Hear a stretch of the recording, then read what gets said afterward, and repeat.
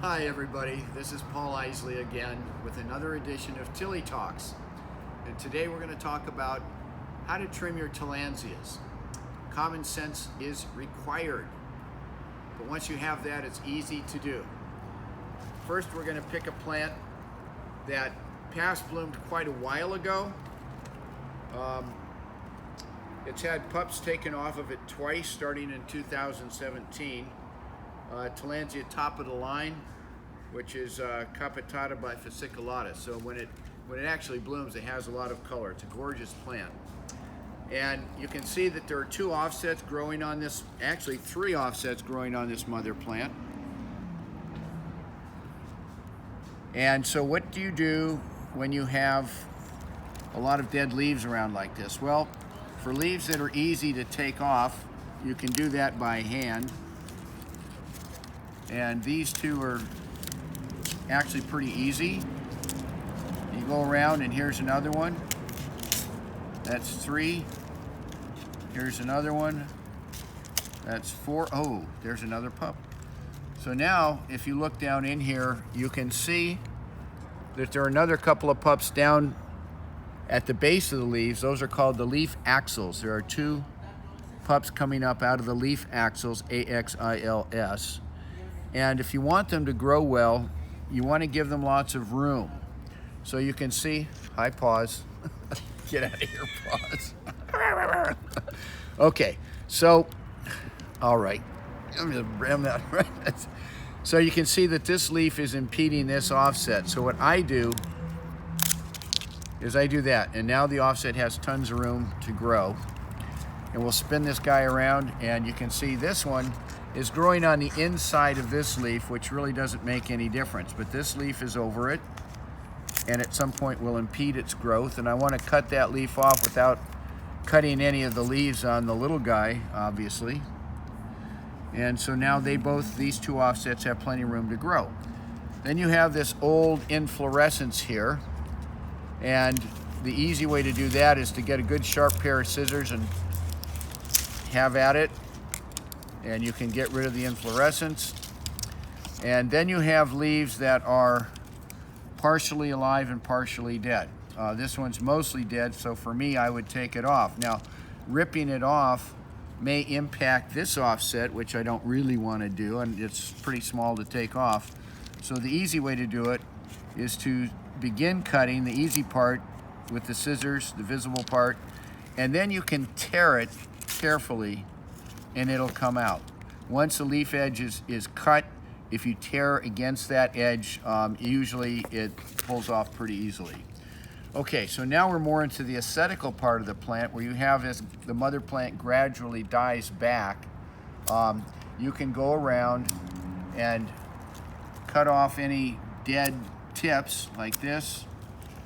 There's one more big one over here. There you go. And I'll get it going that way too.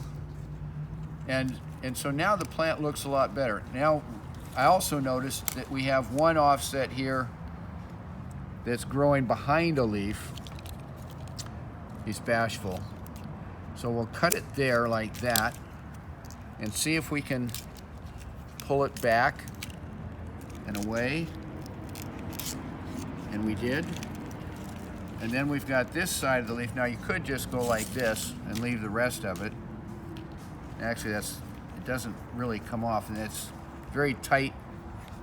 You can see it's behind this leaf over here. So the fact that it's behind this leaf, and the fact that it's tightly attached, and the fact that it's all still green, it's still got a lot of chlorophyll to photosynthesize to help the plant. We'll just leave him there the way he is. And that's it.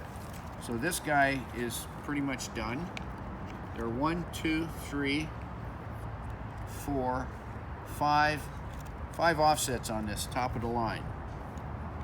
Okay, that's one plant. Now another one is this guy,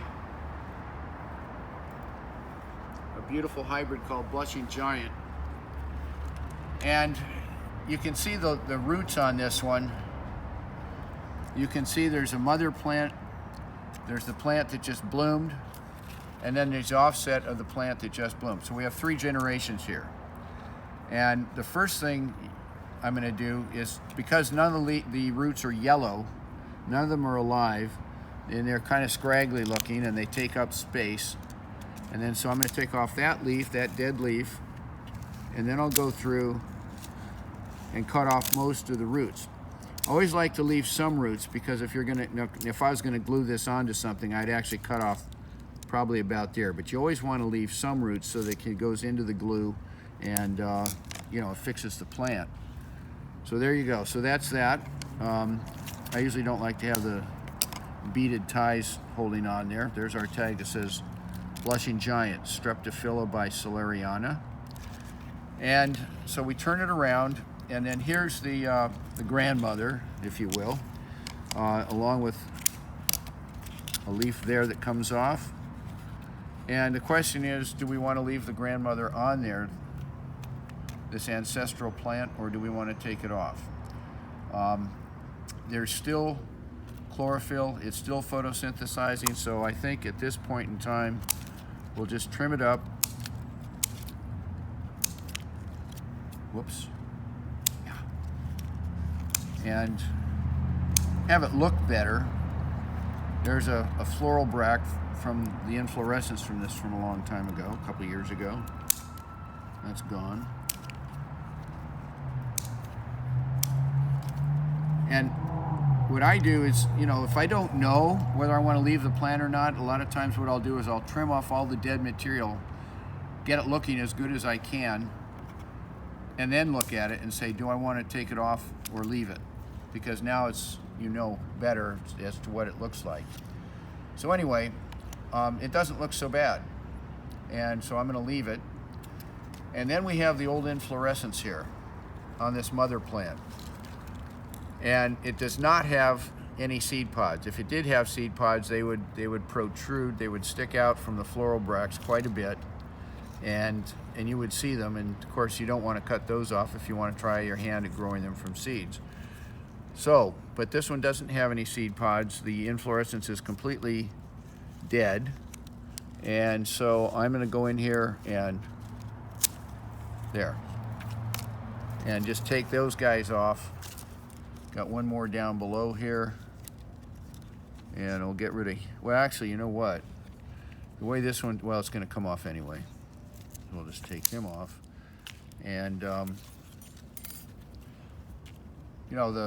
these are called scape bracts, and these scape bracts still, again, have a lot of chlorophyll. They're still photosynthesizing, helping to produce energy for the plant. And so this guy looks a lot better than he did. And that's number 2. And number 3 is a plant that doesn't really need much help. This is called Super Nice, Chiapensis by Rothii. And this one just has a little bit of trimming to do on some of the tips. There's one over here. And, well, maybe a little bit here. Okay. But that's about it. There's a gorgeous hybrid. Oh, there's another leaf. Here's another secret. If you care about how your plants look and you do all the trimming, walk away for a few minutes and come back. I guarantee you, every time you're going to find more stuff to trim off. It's just the way it works. You don't get it all the first time usually. You always find something else. But anyway, that's Tillandsia Super Nice, and the end of our episode of showing you about trimming plants and their leaves. And I hope that this was of benefit to you. And we'll see you guys next time. Bye-bye.